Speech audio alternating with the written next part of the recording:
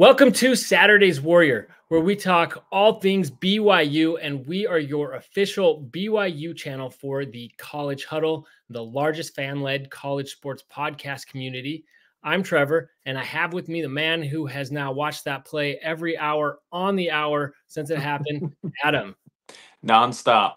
That was So you don't awesome. even wait for the hour; you just go nonstop. That's right. Just keep it on roll all the time. Oh man, I had a friend in the stadium film his live reaction to it and send it to me. I mean, people were blown up over text. That was just one of those moments as a fan. You don't get a ton of those, but that was awesome. Yeah, first of all, I want to give credit to College Football is Best or at negative equity underscore on X for sharing that video and with us. My favorite part is at the end of it, you can just hear, "Oh my gosh, oh my gosh, oh my gosh," freaking out. So, what an awesome, incredible end to that game.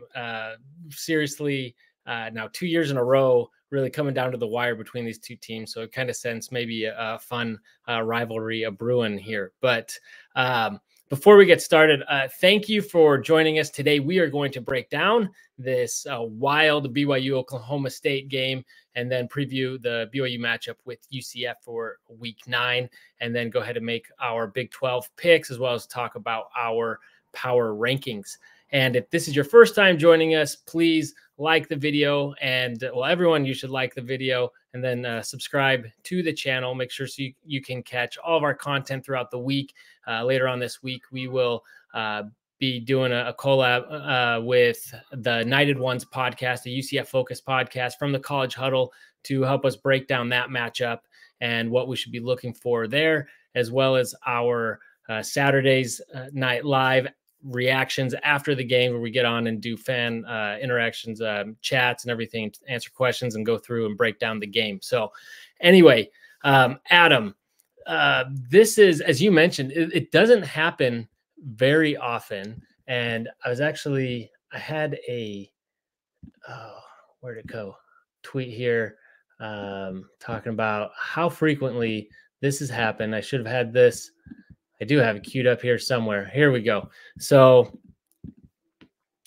it says, this is from BYU Stats Man. I've updated my records. I've found only 5 instances where BYU scored a game-winning touchdown. So touchdown in the last 10 seconds of a game.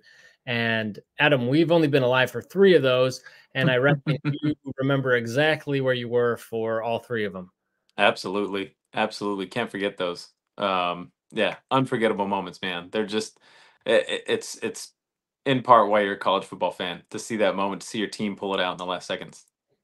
Yeah, absolutely. And this is one we're going to remember for a long time. I liked a lot of people were making comments like, this had just solidified a new generation of Cougar fans, of these younger kids that are maybe still growing into their fandom will watch that. That's something that's going to solidify their fandom. They're going to remember and take with them for a long time. So yeah, what an awesome moment and crazy game.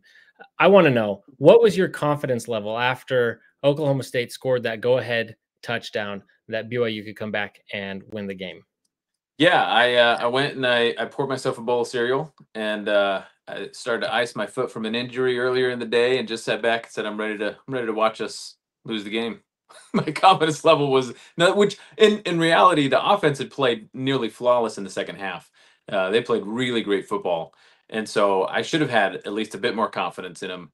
But the time that was left on the clock, the momentum, the fact that we needed a touchdown instead of a field goal, all that just I was bracing for a loss, and really did not see us pulling that out. Just knowing how unlikely it is, especially when you get down to 4th down in your first, in your first 4 downs, you could barely get the first down by a half yard. I'm like, it's just not happening. But in retrospect, offense had been great in the second half, and Retzlaff had been dynamite in the 2-minute drill. He'd never needed it to win a game. But if you go back and look at the end of each half of the game of the games we've played, he does really, really well in the 2-minute drill at the end of the half. And so this has been kind of his bread and butter. We should have seen it coming. Well, I think the dichotomy with the way this half ended versus the first half in this game, you're right. He's done really well in it, but they completely botched that. They mismanaged that drive at the end of the first half, and which ended up in an interception, which didn't really matter because it was kind of as time expired anyway. He was just, it was kind of all or nothing. Although I think Retzlaff got a little banged up on making that tackle. He did, and it was a play. It never should have been thrown. I mean, we can go through his interceptions from the first half. That one was bad. That one was really bad. I didn't. The other one, they got picked off at the 3 yard line, was more costly because we were in the red zone. We were ready to score, so certainly more costly. But I didn't feel like that was kind of a bonehead play. I think he just didn't see the defender. He should have seen him. JoJo Phillips should have made a play on that. This was Retzlaff's first interception of the game. I'm more okay with that. That's more in the context of the college football game. The interception to end the half was just bad. You don't throw. It's just one of those passes that Retzlaff has been prone to make in the past. Whereas a fan, you're just like, whoa, please don't, take the sack, throw the ball into the dirt, go into the half, whatever it is. It was a bad half of offensive football. Just move on. And instead, you throw it up, and anything can happen. Retzlaff could get injured. They could have taken it for a pick six. I mean, it's just that's a costly interception disguised as a it's a meaningless throw at the end of the half. It wasn't. That's a bad move. Yeah, well, and that was exactly what the commentators were saying. You don't want to throw an interception or something and have Oklahoma State come back and be able to score at the end of this half. Yeah. But actually, let's go through that because I want to talk about the drives and how this game played out because it was.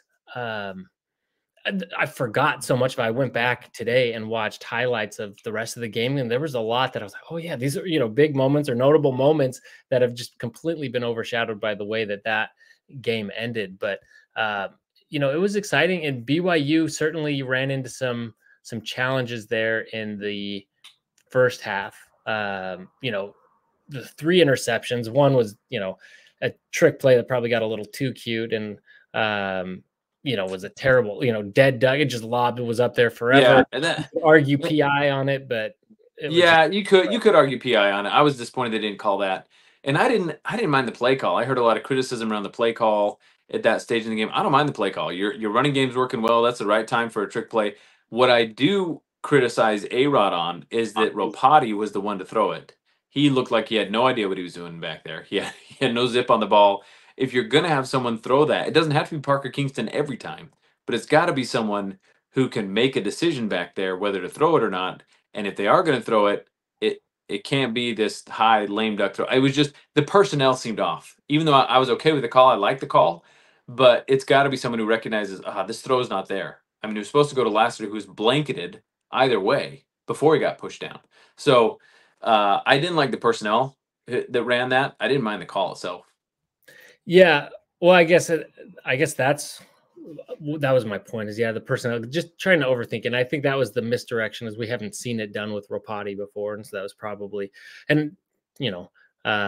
part of the deception there. And they say they do tryouts. They see who can throw it best. I mean, if that was the best one, then just don't do it with your running backs. Maybe just go someone a little bit more traditional like Parker. But looking at it in the second half, though, it really felt like, even though it didn't have, quite the turn that BYU did against Kansas State and Arizona, you still see they held Oklahoma State on their first drive of the second half to a field goal, which they missed. So essentially stop them on downs. You get the ball, and then they ran they went for a touchdown. And was that the drive, that next drive? Was that when they just ran it every single play? Every play. Yep. Retzlaff didn't throw a pass in the second half until he hit Keelan Marion on the next drive for the score. It was all rushing. Well, and it really felt like they were asserting dominance at that point, controlling the ball, controlling the clock. If you're able to run every single play and score a touchdown and really keep that defense on their heels, that's going to help open things up, and which it obviously did. And BYU scored on every drive that it had. Now, there weren't many drives because there was a lot of rushing up from both teams, and so they were, both teams were eating up a lot of clock. But BYU was doing that, and then on the very next play, we got an interception on Oklahoma State, and then another touchdown. It felt like, okay, tide was really turning, but ultimately Oklahoma State got another touchdown. I think the next touchdown they did to tie it up at 28. I'm pretty sure that was the trick play where they basically copied BYU, and that hurts. Yep. That looks like Yep. the Jaron Hall touchdown. With everybody there blocking for him as he gets that pass back to rush in. So Yep. that one hurt. when we couldn't execute our own trick play, and then they take one of ours and use it against us. I give them credit for that. That was good. Ultimately, BYU scored again, but it was just the field goal. And then Oklahoma State scoring that last touchdown as there was not much time left. What was it, a minute 13? And Yep. then Yep. BYU makes that famous drive. So, I mean, not very many drives in that second half. Again, a lot of rushing, but BYU scored on all of them. So I guess summarizing all that and thinking about all that happened, the back and forth with the two teams, what are your major takeaways from this game? I mean, this is an Oklahoma State game that had lost 3 straight and had been reeling a little bit and, had not really been able to find themselves in the rushing game, and they rushed all over BYU. So I guess, like, what do we make of this? Was this just Oklahoma State getting hot, or is there BYU just off a short week, or is this were we exposed on something on defense? Yeah, well, so we're at an interesting point in the season. And I would never want to play Oklahoma State coming off a bye week. I never want to play Mike Gundy coming off a bye week, especially when they've had a bad run in the season. They're making adjustments, and you don't know what those adjustments are. And so this felt like the first game of the year where Jay Hill got out schemed. We came out in the 3-3-5 alignment. It was kind of an odd choice against a team that's so reliant on the rush. Our defensive backs are locked down. You don't need an extra defensive back to stop their non-existent passing game. You need a big body to stop the run or an athletic linebacker to fill the holes. I mean, you need something like that. So it was kind of an odd choice to go with the 3-3-5 to start the game, and it looked like they just ran roughshod over that. So I feel like this was our first game where Jay Hill got out schemed. It's going to happen. You're not going to bat 1,000 on your scheme, and this one just it didn't work out. You didn't know what Oklahoma was going to do. They had a backup quarterback coming in. That's always a scary situation. And you've got a really, really, really good team. This is a team that went to the Big 12 title game last year and has just simply underperformed. And that is a terrifying team to play coming out of a bye week. They're motivated. They're still bought into the season, and they made some adjustments that were really, really effective. I think we're going to see something similar from UCF this next week. Good team, talented team, made some adjustments, almost knocked off Iowa State. That's a terrifying team to play. Now we got to play them at home. And so I think part of it is just the timing of the season where you've got teams that have struggled. They're going to make adjustments mid-season. Utah fired their OC today, and they'll get a spark on offense from that. And I mean, it's mid-season adjustments. So to me, that's part of it. I don't know that we got exposed. I think our defense is still very, very good.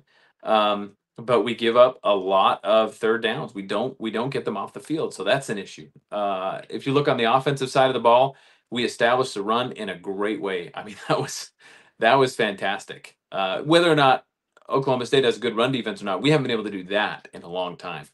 So that was great for the offense. But the drops are going to come back and get you. You got to be better on third down in contrast to the defense. So there's definitely things to fix, and there's things that worry you throughout the season.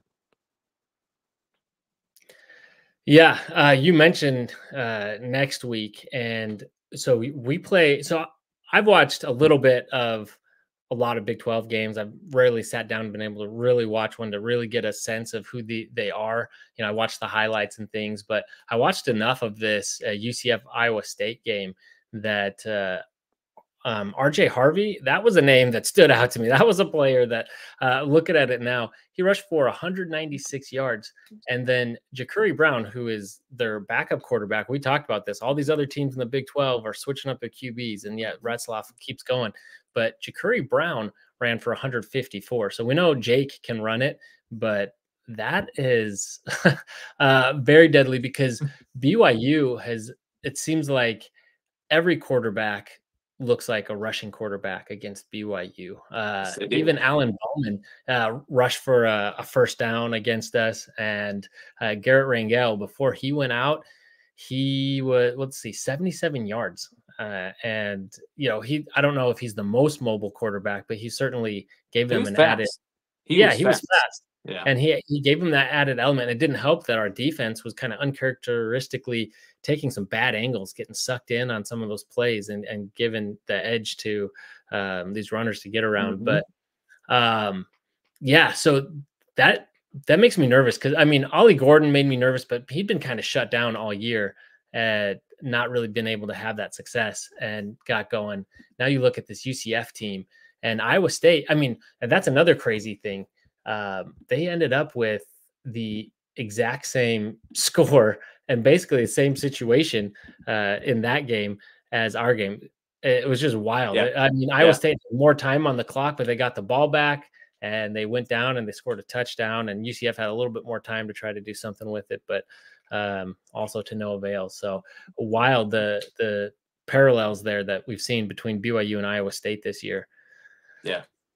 But yeah, that's so wild that how it played out. But yeah, so after this week, not to get too far ahead, I want to stay on this upcoming game. But we play RJ Harvey, Micah Bernard, Devin Neal, and Cam Scadabo.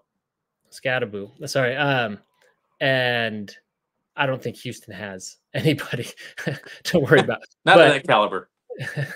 but you look at that. I mean, these are some very heavy running games, and from what I understand, looking at the kind of the scouting report on this guy that Utah's elevated to their OC. He had some experience at Northwestern and other places that apparently kind of a vanilla offense, but very run heavy. And so, I mean, again, that would be leaning into their strength. And that is a guy that even, before, that, all the situation with Utah at the beginning of the season, I mean, that was a guy that scared me. And so, none of these games are going to be easy if we can't figure out how to stop the run. Well, and we've been great in run defense. We've been really, really good. We completely shut it down at Baylor. They've got some athletic backs, not a great offensive line. We stopped Kansas State, which is still, I think, the best rushing attack we'll see all year long. So we have it in us to do it. But you're in this midseason time. October hasn't been great for the Cougars for whatever reason, and it just feels like you're in a bit of a slump as far as your defense goes. And so i- it's hard it's hard to say because in the Big 12 there's no gimmies. Even Houston in our last game of the year, I think is they'll put up a fight. There's no gimmies here. And so you got to bring it every single week.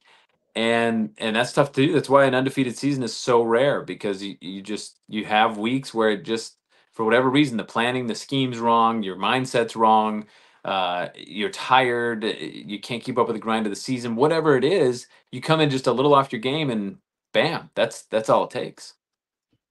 Yeah, absolutely. You have to stay focused. And looking at these stats, BYU 79th in yards per run allowed. UCF is 4th in yards per run on offense, thanks to Cougar stats. So bad matchup. But yeah, you're right. We talk about staying humble and hungry all the time, right? With this team and how focused they've been. And it really feels like maybe they were a little less focused. I heard a little bit of talk from a few different players this last week talking about, we're happy to be bowl eligible, but we have bigger goals and aspirations, which is good. I don't know where you draw the line because you want the team to have goals and to set their sights and to believe in themselves, but you also want them to stay focused and forget about all that other stuff and really just take it one game at a time. So I don't know how you balance that, but it felt like the scale was tipping a little bit and they were coming off a short week going up against a very well coached team and it showed.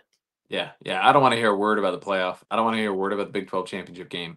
I hope that's their internal goals. I hope they've got that plastered all over their facilities. I don't want to hear a word to the media. don't don't say the word playoff. Don't say the word Big 12 title game. It is there's one game. It's UCF. And they did so well coming out of the gate because nobody talked to him about the playoff. Who would talk to BYU about the playoff to start the year? Who would talk to him about the Big 12 title game?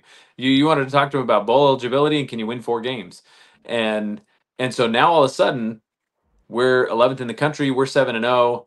All the questions are coming from the media, and you want that team to lock in and just say playoffs. There's no playoffs. There's one game. There's one game for the national title, and that's against UCF this week, and then you move on. Um, and that's really, really tough to do, especially for a team that hasn't been there. It's not like we've been perennially 7-0. This is a team that struggled last year. I hope they're loving this success, right? And you enjoy that spotlight, but it comes from that laser focus they've had through the first few weeks of the season, and it's just tough to continue through 12 games. Yeah, and something else, I don't know if we're really at this point yet, but this has just occurred to me is like it's great because BYU is kind of ahead of schedule. Even having a great season, best case scenario, we were thinking before the bye week, what was it, 4-1 would be best case scenario, and then maybe through this next stretch before the next bye week, we're thinking maybe they get one. Best case, maybe two more, but. So BYU is definitely obviously outperforming everything, but you can't count on that. Like, look at Oklahoma State. They were expected to be at the top. Look at Utah, teams that are expected to bring back guys, expected to kind of repeat their performance from a previous year, and that they've fallen off. And we see different teams in the Big 12 championship every year, and we see all that turnover. Is like, this is really special. You're ahead of schedule, and this seems to be a special team, but we got to keep going with that. Don't take this year for granted, because there's no guarantee that this is going to be something that can be repeated year in and year out. As much as we'd like it to, and we believe in it, say, yeah, we're bringing back our guys. You never know. A lot of these other teams brought back their guys too and are struggling. So, yeah, I'm with you. I don't want to hear them talking about it anymore. I want them really focused on UCF, because this is a matchup that scares me. And I think BYU is still, according to ESPN, is still underdog. I think the Vegas odds still have BYU a slight favorite, but it's close. And this is a game that, obviously every game BYU has to have. And that brings me to the rankings, because we talk about that. And for me, I know we've gone back and forth. It's like, in some ways it doesn't really matter. You just keep winning and the rankings will take care of themselves. But in another sense, they do, because it's really hard to go 12-0. And so we're assuming BYU loses at least one game. You have to think, okay, well, when they lose that game, how far are they going to drop? And then they're going to have to slowly work their way back up. And so the higher up they are in those rankings, as dumb and as the whole ranking system is, that they'll have to work that much harder to get back up into the playoff conversation. And so even though it's dumb, like, we look at, I don't know if you heard Nick Saban's comments, but basically, how could we pick a one-loss BYU team over a two-loss SEC team, which I find, infuriating for many reasons. But looking at this is at BYU Blew Through, and he says, Nick Saban answering him, he's like, we do have some sort of system to measure all this strength of record. And we look at this. I mean, BYU is up there, and Iowa State are up there with all these big guys. You even see K-State on here.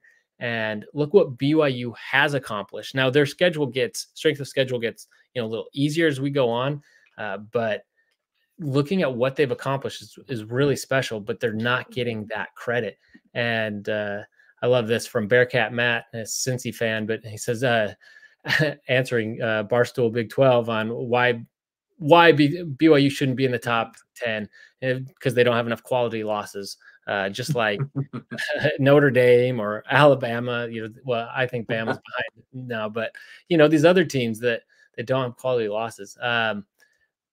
This is another one from Ames Flames. I won't go into that too much, but Colton Potter, he's the producer on BYUSN, but he went through every single one of these teams and talked about these losses. LSU losing to USC, who's 1-4 in the Big Ten, and going through all these teams and what they've done. And, just basically saying that the narrative of these other conferences are mediocre. So if they get any loss, it's because, it's held against them. Like, if you get a Big 12 loss, it's held against you because the Big 12 isn't that good. But if you get a loss in the SEC, it's actually a really good loss because the SEC is so strong. And of course, they're just going to beat themselves up because every team is just so good, which just isn't true. But they're going to continue to hold on to that narrative. And so that's why I think it's hard for BYU to overcome that narrative. in the whole ranking thing. And that's what worries me. Now, again, if BYU keeps winning, they go to the conference championship, they win that. Like, obviously, yeah, they're a top 4 seed. Great. No harm, no foul. But that's really hard to do. And I don't want to bank on that happening. I'd really rather see them get as high as they can now. So if and when that loss does come, they can still be ranked appropriately. Yeah, BYU's got 2 paths to the playoff. Undefeated regular season, then it doesn't matter what happens in the Big 12 championship game. I think you're in. Or 1-loss regular season, get to the title game and win it. If you have a 1-loss regular season and you lose in the title game, you're not in the playoffs. A 2-loss BYU team will not be in the playoff. And whether that's politics or bias or that's reality for BYU. You've got only 2 paths to the playoff. If you want to go there. If you want to secure your spot, win the title game or go undefeated in the regular season. Those are the only 2 paths. And it's based off of, we talked about this last week, it's based off of last year's performance. It shouldn't be. It should be what you're doing on the field this year, but it's not. It's based on last year. And it's going to take a long time to overcome that SEC bias. You're gonna have to beat them in the playoffs again and again and again. And I certainly hope this is the year to do it. There looks to be a lot of parity in college football, a lot of parity in the SEC, and so you're gonna put 3 or 4 SEC teams in the playoff because that's what they do. But if you can beat them all in the playoff and knock them out early, now you have a counter narrative moving forward. It's so hard to overcome the fact that SEC keeps winning national titles and saying, well, of course they deserve it. That's a tough conference, but for whatever reason. They keep winning national titles. And while they have that accolade to their name, we're going to continue to see this. But if you start beating them in the playoff, then you can change the narrative, but that's where it's got to be done. Yeah, absolutely. Winning answers everything, all those questions and all those doubts. But yeah, I hate the idea of having that many representatives from a single conference in the playoff. I think it's so dumb because for me, that's why you have the conference. That's why they play each other, to have 2 SEC teams or 2 Big Ten teams potentially play each other 3 times in a single season to prove. I mean, think about it. Let's say Bama and Georgia play 3 times. They play regular season and not this year, just any season, right? They play. Yeah. They played this year. Let's say Bama wins this first one. They play in the conference title, and let's say Bama wins again, and then they make it to the playoff, and Georgia wins that one, and now Georgia gets to go on and play for a national title.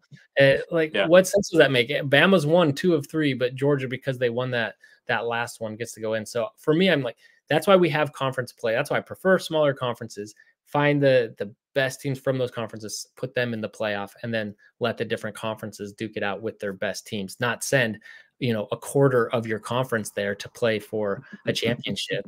I mean, so then, because that narrative is against them too. It's like, yeah, BYU just has to go and win, but SEC gets 4 cracks at it. And in each one of those games is going to be very difficult. But the more teams you have in there, obviously, the better shot. Take away your odds to win. Yeah, absolutely. So it's like if BYU goes and beats an SEC team in one round and then plays an SEC team in the next round, they're like, well, you only beat one of our SEC teams. It's like, what do they have to beat 4 SEC teams in a row to, and that's what it would take. But I don't know. I think that's dumb. For me, I think even if there are SEC teams that you could argue are better than other teams that are in the playoff, I'd rather say, that's what the regular season was for. Maybe Tennessee's better, but they lost to this team or that team or whatever. So sorry, you don't get in, you didn't win your conference, or, you didn't make that cut. I would rather see more representation like that, going across all the, in fact, I would rather see all the conference champions get in and let it, and then, because then you wouldn't have that incentive to keep growing into these super conferences. It would say, let's go back to regional conferences. Let's play that way. And you've got this actual Southern region, this other Midwest region. You have a Pacific region. Let's take the best team from all of them, and now let's let them duke it out. It makes so much more sense. But that is a complete digression from what we're really talking about. But I'm just fed up with it. One last thing here, kind of on this topic, is just look at this. Jake Retzlaff grading out in PFF really well. And what I think is interesting is, this guy, we played him. This guy, we played him. And this guy, we played him. Won against all of them. We're going to have our chance against him. Now, he embarrassed us last year, and he's somehow balling out. I think this was just from this week. I don't know if it's, or is this all season? Because No, this is just this week, isn't it? well, okay. Well, I was gonna say Jake didn't have necessarily the best stats this week, but if he's still graded out that way, I saw a high PFF grade from him this week, even though he had 50% completion rate. He had the 2 picks. The flawless second half and the drops in the first half, I think, really aided that. The drops were evident, and I saw somewhere that should have had a 75 completion percentage if we had caught passes. The drops have got to be fixed moving forward, and I think that's really hurting him. But I was surprised he graded out that highly with 2 picks, especially one horrendous pick. You think that alone would drop his grade, but he graded out pretty high. well, it's the end of that play, and that's something I want to say is that run that set them up for that last pass was just incredible because they just anticipated him going out of bounds, right? And he saw that they were slowing up, and he didn't fake was it Jackson Dart that did that? Or no, yeah, pretend slide. Yeah, yeah. Oh no, it was at Pitt, right? Anyway, it was the Pitt quarterback. Yep. And yeah, anyway, so he didn't do any of that, but he just went hard. And as I was rewatching the highlights in the first half, he had a similar run. I think everyone kind of assumed he was going to slide, and he didn't. Now, he didn't fake a slide, but he just kept going and had a big run. It was kind of a foreshadow of that last run, and it was just gutsy. I mean, the pass obviously, but that run was just gutsy, and it set him up for that last pass. I mean, it was just incredible all around. And so I'm sure some of that came into play. But something else about that is just talking about other than their losses to BYU, SMU, Kansas State are combined 12-0 on the season. So I mean, these are good wins that BYU has.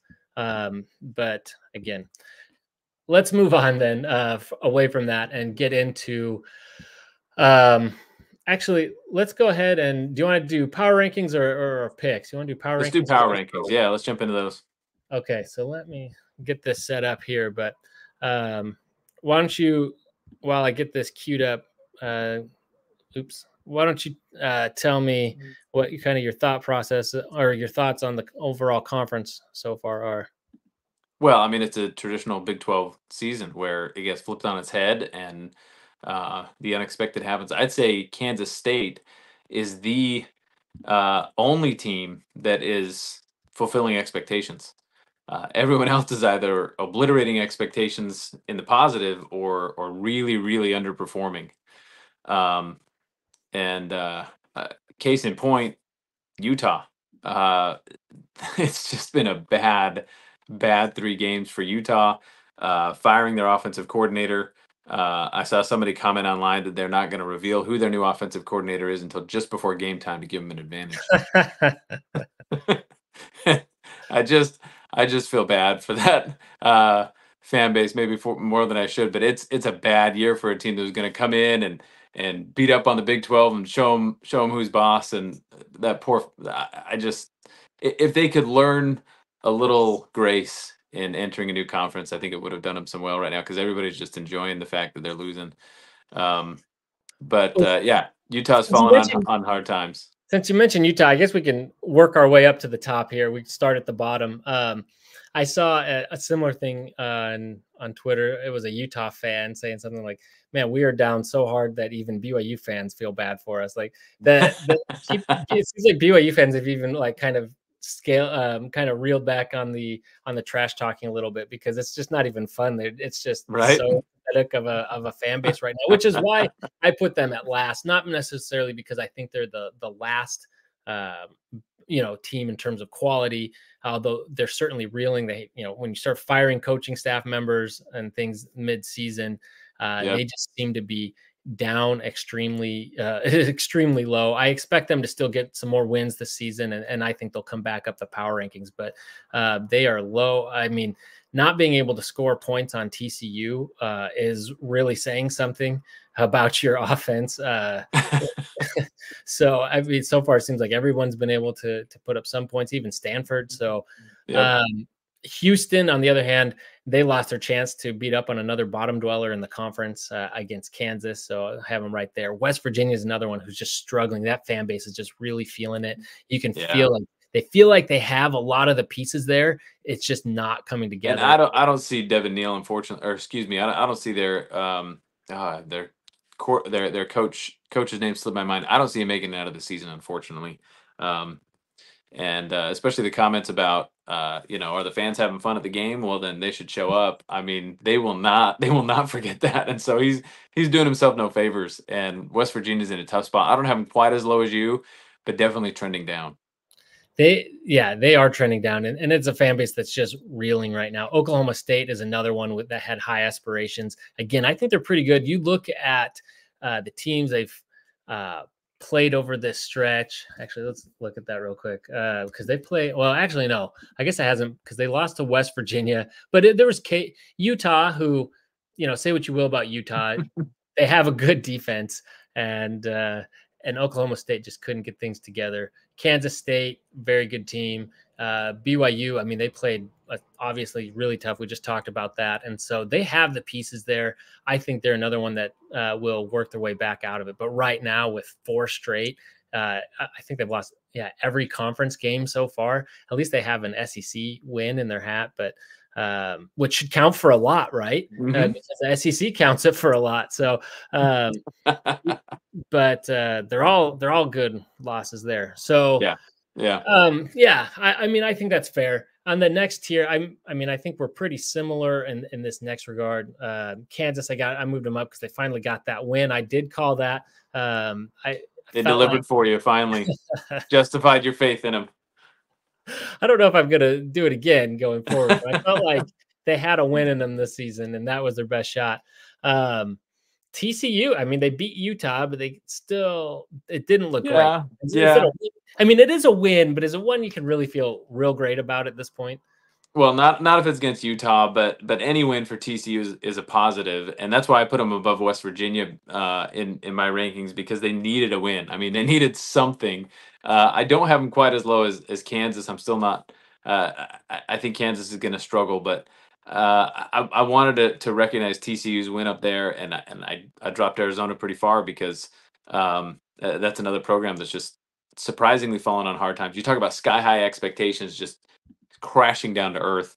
It's interesting to look at Kansas, Arizona, Oklahoma State, Utah, all teams that are on our schedule that we were terrified. I mean, I remember us talking about, man, I think we got the worst draw of anybody in the Big 12. All the tough teams, all the ranked teams were playing them, and here we sit halfway through the season, and 4 of those teams are sitting, in the bottom third of our power rankings, and the one team that's really good, we stomped at home in Kansas State. So we've made out okay with our schedule as it stands right now because 4 of those teams really ended up struggling.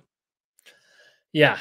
So, but Arizona, what I do want to say about them is you look at the stretch. This is another really tough stretch. So they played K-State, and that wasn't a conference game, but it was still a conference foe. Good Kansas State team. They beat Utah, which looked better at the time, but they still went to Salt Lake and did that. They lost a close one to Texas Tech.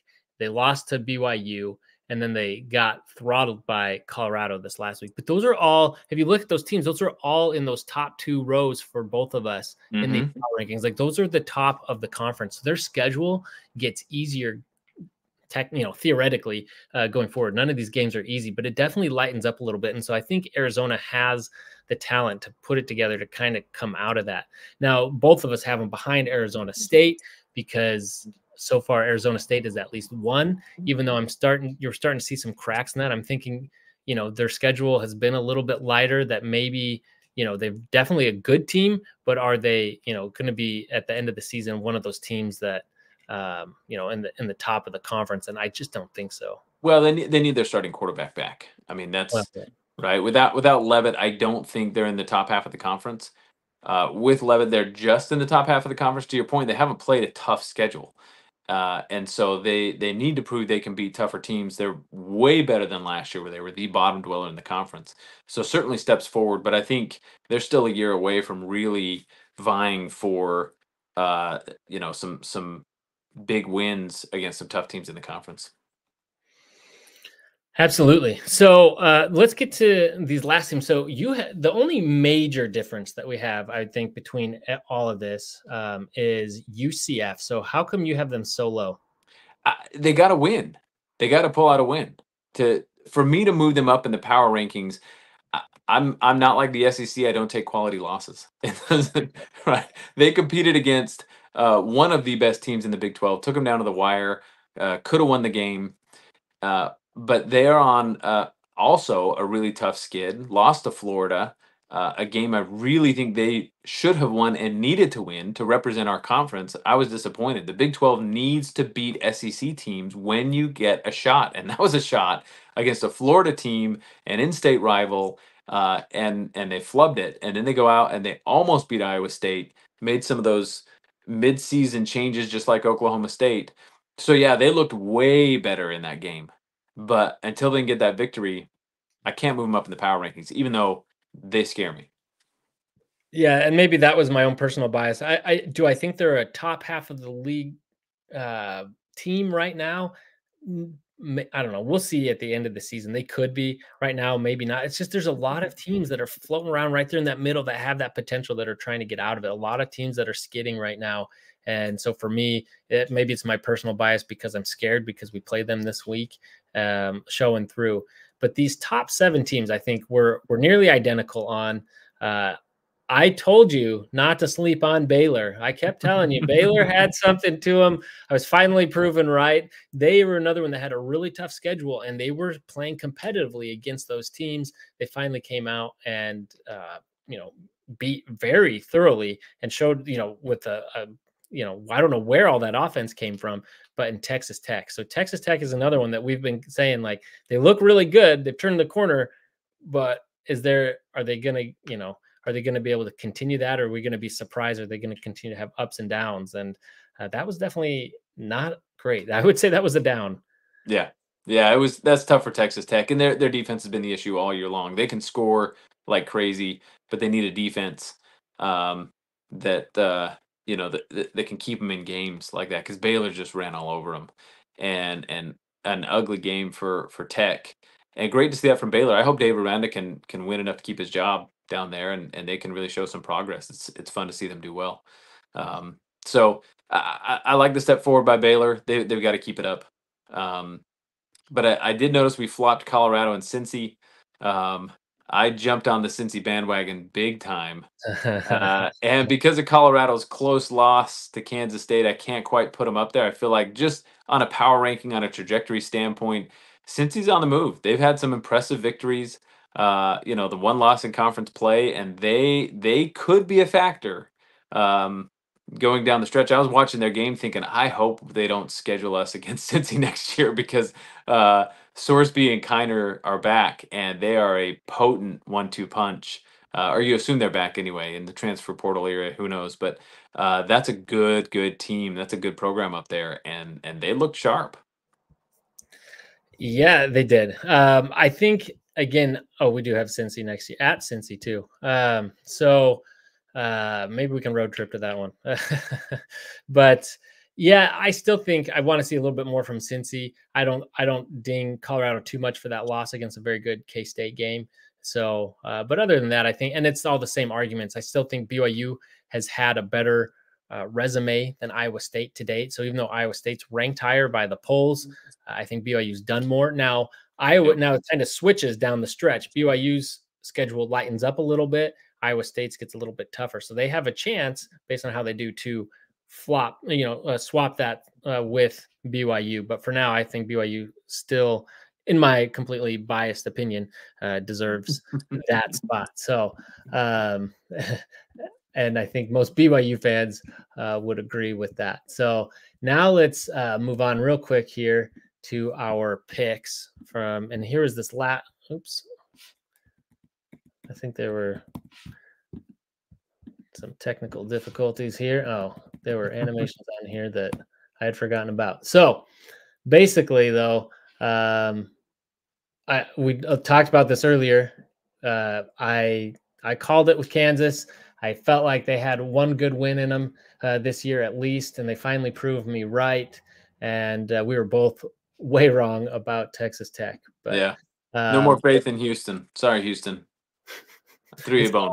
well, we'll get to that in a second. But so I'm creeping up on you again, slowly making up ground. So now I'm just 2 games behind. So watch out. I'm coming for you. We actually happen to have a couple differences in this week's matchup. Adam, would you like to tell everybody who you picked for the BYU game? At the risk of having stones thrown my way violently, I have picked UCF in the upset against our beloved Cougars. Um, and my theory is this: I think there are just too many cracks in the armor to say we're going to go undefeated. We are an excellent team, a jaw-dropping improvement over last year, but the inability to get off the field on third down, the drops from the wide receiver, just there's enough there to say if you're going to go undefeated, I don't think you can have that week to week. It's got to improve over the season, and we're 7 games in, and we're not improving a couple aspects of our game. And if I look at the rest of the schedule and I say, what are we most likely to drop? What game? It's this one. And so that's just some cold logic that breaks my heart a little bit, and I hope I'm wrong. But if we're going to lose one, I worry it's at the bounce house at UCF, coming off of a funky game against Oklahoma State where we just didn't play our best. Yeah, yeah. I'm totally with you. This game makes me very nervous, but I think as long as BYU is going into a game that BYU stands a chance in, and really they're favored in, they're playing really well.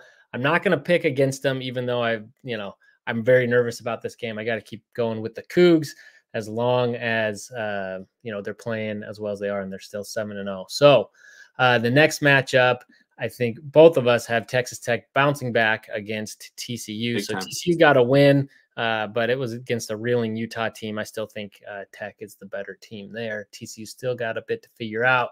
Next one, both of us went with Baylor. So you've bought in on the Baylor hype. This is funny because this is the 2 teams that played for the conference championship. This was with Gary Bohannon, right? That year when Baylor went to the Sugar Bowl. And it seems like how the mighty have fallen, but Baylor's putting it back together. Like I said, they played a really difficult stretch there, and now they're showing that there's more to this team than maybe people gave them credit for. Yeah, and I feel like Baylor's just a couple games ahead of Oklahoma State. Oklahoma State's turning the ship. I think they're going to get there. They're going to finish the season strong. They'll go bowling for sure. But I feel like Baylor's just a half step ahead and playing with a little bit more desperation based on their early season record. And so that's why I like Baylor in this one. They're also at home. But it could be a close one. Wouldn't surprise me if Oklahoma State really continues the momentum from the BYU game and wins that one. Hey, you talk about desperation. What's Bucket at Baylor's coaching for his job, whereas Gundy is not. So I think he's secure. All right. In the next one, both of us, Arizona, I think just the talent there. And they've had a hard stretch, but I think they've got enough talent there to put it together. Yeah. And now this is the other game where we differ. So you picked against BYU. And while I'm sticking with the Houston Cougars, you said you have no more faith in them and you're going with Utah. So explain yourself on a week not picking BYU and picking Utah. Shame is what I feel, Trevor. I can't. I just can't in good faith pick Houston. Utah is going to come out with some spark on offense. It always happens when you have a transition. Doesn't mean their offense is going to be good necessarily. But you saw the week. I can't remember who the Jets played after they fired their coach and came out and were competitive on offense for the first time in a while. There's just a spark that comes when you make a change like that. Everybody takes a little bit more accountability. You feel like you get a fresh start. So they'll score enough points to win at Houston, and their defense will take care of business there. And I don't see Houston doing enough to win that game. Not to say Utah is going to have a great offense this year, but for one game against Houston, I think they can get it done. Yeah, I mean, this is one I don't feel so confident about, but I think Utah's down. Houston, I kept saying earlier in the season that Houston's played a lot of teams tough, but you look at their record or their schedule now. Yeah, they played Oklahoma tough, but Oklahoma's starting to look really bad. That they've been blanked a couple times. They scored a little bit on TCU, but not much. And so that's essentially like being shut out. scoring 2 touchdowns on TCU is like being shut out by anybody else. So, no, I just, so yeah, Utah definitely you should have more confidence in them, but they're down. Why would I pick them?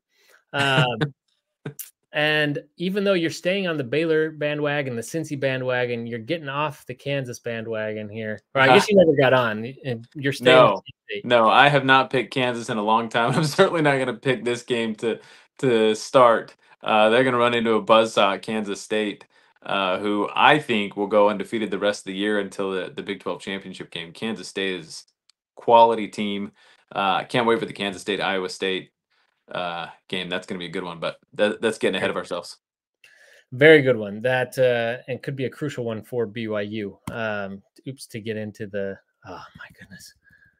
And okay, so this last one we both picked Colorado. Even though you had Cincy ahead of Colorado on your power rankings, you still think that Colorado is going to get it done here. If this was at Cincy, I might feel differently. I think Cincy's riding a higher wave, and I think they're getting better as the season progresses, and that's why they draw so much attention.